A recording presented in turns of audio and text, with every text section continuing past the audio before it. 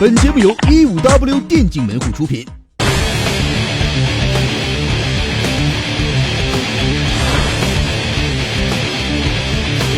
Hello， 大家好，我是瑞恩。那么在刚刚结束 LPL 2015夏季赛的季军赛中呢 ，IG 是3-1战胜了 EDG。那么坐在旁边就是他们的辅助选手可可。首先还是要问一个问题，就是能击败 EDG， 自己的心情怎么样？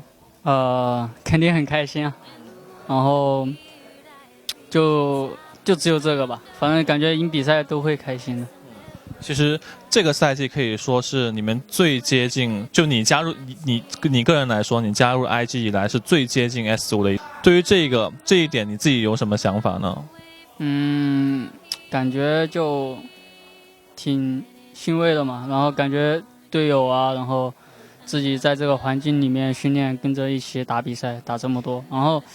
就有机会进去 S5，就感觉特别开心，因为打职业就是为了让自己能往更高的地方走嘛。然后你觉得你在 IG 也打了2个赛季嘛？今天刚刚好是2015赛季，就是常规赛刚好结束了，春季赛、夏季赛。你觉得这2年对于你来说，你的成长在哪里呢？成长在于经验方面吧，因为跟着 IG 一起打比赛打了挺多的，大比赛、小比赛，然后自己失误，或者是因为自己判断没正确导致了团战失误，还有时候自己因为上头，开始的时候打是因为紧张嘛，紧张也会出现很多的失误。然后现在的话，就感觉自己经验更多了，然后对于一些处理就会更稳一点，就不会想着太想着去杀人跟别人打架。其实对于我个人来说，我认为这个夏季赛对于你们下路组合是一个非常特殊的一个赛季。我相信，即使去年你们就是并没有被这么关注，因为今年可能出了一些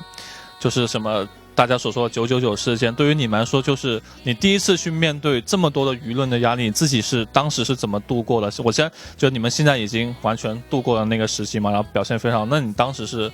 怎么想的？你们2个当时不是有一场比赛，我是打了500多的输出锤石，然后突然有一天我队友 K 的，然后打了一场400多，然后那一场之后，后面就说我跟他2个就是999平平，连我家里面的哥们儿都跟我说，他说你知道你现在打广告平平，我说我知道999嘛。然后当时我想法就是不管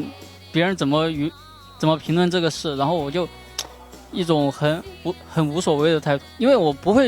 会去看，但我不会影响我自己的心态，因为我知道我是打职业，他们随便说我无所谓，打好自己的，总有机会证明给他们看。我们下路不一定说输出低了就没用。非常好。然后接下来马上再过10几天，你们就要前往深圳这个英雄联盟4周年季中国赛区 S5 资格赛的这么一个比赛嘛？那肯定是一个更大的舞台。无论是相对于这个 LPL 来说，你自己准备好了吗？现在在状态跟心态方面基本上是准备好了，就在后面的训练方面更加努力一点，打好这一次预选赛，争取进到 S5。你有没有什么话想对你的好搭档小孩说的呢？感觉最近的比赛到季后赛 Kid 的状态就给我一种非常好，然后在打的时候2个人沟通方面也比以前顺畅多了。以前有时候就会打着一个人说话，一个人不吭声，然后有时候2个人说会因为一些东西争吵起来，感觉 Kid 的表现非常棒。好，这也是期待你们接下来的表现了。好，那么现在坐在我身旁就是他们的 ADC 选手小孩游神。那么小孩游神也是在 IG 也是打了3个赛季了。我跟你回忆一下往事吧。2年前也是这个场馆 S3 中国区预选赛，记不记得？那时候你们是无限接近 S3 的，就世界总决赛的一次嘛。那一把就是我记得那一把你们是对着皇族，第一把还先赢了，只要你们拿下皇族就可以去 S3。当时还记得就非常遗憾的输给皇族是什么心情吗？当时就很失望嘛，因为2次 S 系列都只差一点点，都是只差1把。S3 的时候是差皇族1把嘛， S4 的时候那个时候输给了老干爹和 OMG 嘛，那个时候也很可惜。反正就每次都是差一步吧，差一步。S5赛季你们的机会又来了，十几天之后，你们将会在深圳再一次对 S 系列的世界赛发起冲击。这一刻，你的想法是什么？尽全力吧，因为每年的机会就一次嘛，已经错过2次机会了，所以该去一次 S 系列了。其实你去过 SR 也去过一次，希望就可以再次回到这个世界舞台嘛。然后我觉得小孩优生这个赛季，这个夏季赛对于你来说，可能是你打了这么久职业，也被批评过很多次。这个赛季对于你来说，可以说是经历最多的。刚我跟可可也聊到了所谓的999事件，然后还有一个从这我印象中，你应该是第一次从一个首发选手变成替补又回来。这2段经历对于你来说，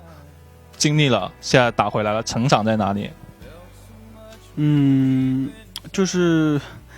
自己感触很多吧，经历这么多事情，会变得比以前更加成熟吧，打比赛也更加心态什么的都会比以前好很多。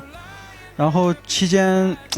也是我自己主动跟俱乐部提出要求说要休息的，所以俱乐部也没办法吧，就是招了一个 AD 过来嘛，然后正好当时我也提出请求说需要调整一段时间状态，然后就也不是替补吧，就是他们说等我什么时候想上比赛了，调整好状态了，然后再跟他们讲嘛。然后那一段时间我调整了一下，然后之后回来嘛，然后感觉状态都比以前好很多，然后我感觉这样是挺不错的，因为一直在打的话压力也很大，所以需要一段时间来调整自己的状态。我感觉每个选手都需要这样的调整，对，很重要。其实我觉得进到了 S5的资格赛，甚至是进到 S5世界总决赛，其实这样的比赛的竞技不单单只是一个技术层面，其实心理也占了很大的这个因素嘛。你觉得这段时间中你自己的心理成长的就心态啊，包括临场的一些调整进步在什么地方？这2天的比赛应该可以看出来吧，就是我们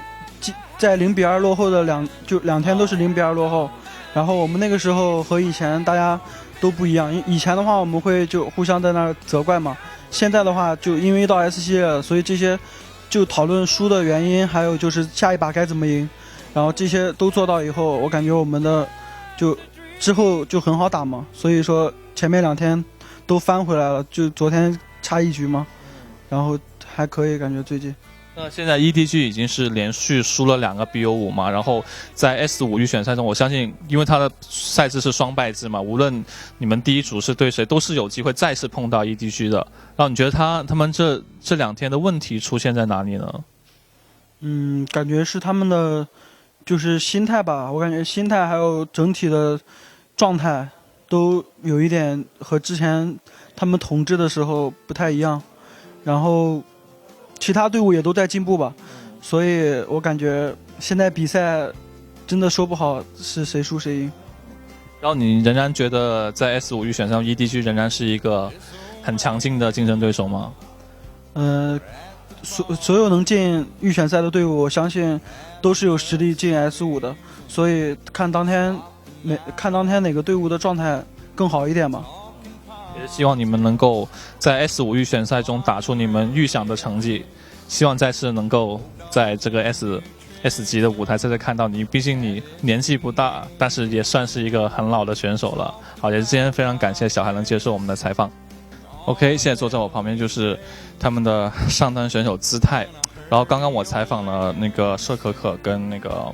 小孩嘛，然后都没怎么聊比赛。那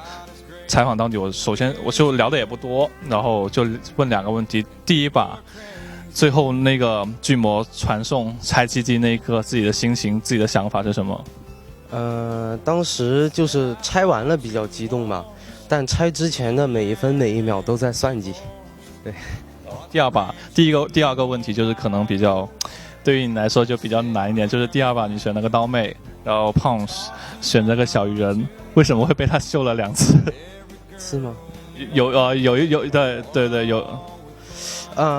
第一次是因为就是那个位置我也知道他在嘛，然后就是因为当时我是好像12级1个人头还是2个人头，然后他是13级5个人头嘛，这个首先经济和等级差就在这儿了，然后选择去跟他打，因为我感觉能赢啊，然后后面就是打的时候就是我最后把他打到1丝血，然后一个 Q 没有把他斩杀掉，然后这个是一个因素，然后就导致后面就是他 E 的时候，我闪。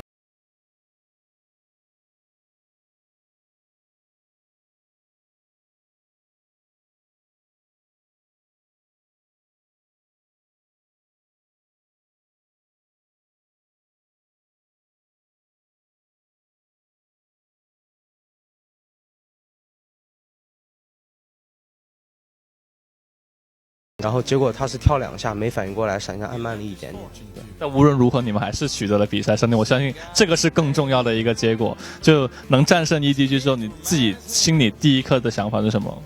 就，终于在比赛中赢 EDG 了。对。然后我刚刚采访那个小孩嘛，也是问了同样一个问题，我在这里面想再问你一次，就是你记不记得，就是在2年前风云电竞馆，也是风云电竞馆 S3 预选赛。你们打皇族，只要赢了皇族，就能进 S3 这个场馆。但你们第一把还是1比0领先的，但是却被皇族翻盘了。你们回忆一下当时的一个情景。当时就是感觉整个人魂都断了吧，然后，怎么说，是那种。无奈的难受，就是当时的感觉说也说不出来，就只能去自己有过体会，只有自己才知道的那种难受。对，今年你们就是又一次要去打这个预选赛，这次不是在上海，在深圳，然后这一次允不允许自己再失败一次？其实去年就也不允许自己再失败，但就是也不知道怎么说吧，总是会有问题出现，然后并没有及时的解决，到了风口浪尖上，然后关键的几场比赛失败了。然后这一次呢，也许可能是 IG 史上最好的阵容，就是人员配置都是近乎完美的一个配置。这一届也是最有机会，就是能打进 S5，然后在世界舞台上证明我们的一届。对，所以肯定全力备战是一定的。然后剩下的确实，因为我是经历过3届这样的一个情况的一个选手，我知道剩下的真的就是看缘分。对，只要自己只是缘分吗？对啊，你自己努力过了，就剩下真的只能看缘分。就是在自己尽最大努力的情况下，还是要靠一些，与其是缘分，可以说是竞技体育中的一种运气吧。对，比如说我一下打出2个暴击，那也是没得说的，对吧？只是打个比方。然后在接下来的这个备战过程中，你觉得你们会是一个什么状态呢？就是像那种哨兵站岗一样吧。这个赛季对于你来说也是经历很多东西，从中单变成上单，这一段的成长，你觉得？然后你现在可以说是国内也是一线上单选手了。我个人认为啊，然后你觉得这段改变和这段成长，对于你接下来在 S5的资格赛中的这个作用，或者就这段成长的对你的作用是在哪里呢？就是比以前的我更多的具备了一些沉稳的气质吧。对，因为以前比较浮躁，然后想的就是在场上想的东西也没有那么多，然后打法也比较单一，比较容易被针对。然后转到上单了以后，就是对于这些都比较有很大的改变，因为一个强队是不允许有一个弱的点的。对，所以就非常的就是束缚自己，就是什么事情就一定要必须要做到。对，那也是希望在接下来10几天过后，你们能够调整到最大状态，再一次向 S 系列的总决赛去发出冲击。也是，那我们深圳见了。好，深圳见 IG 战队。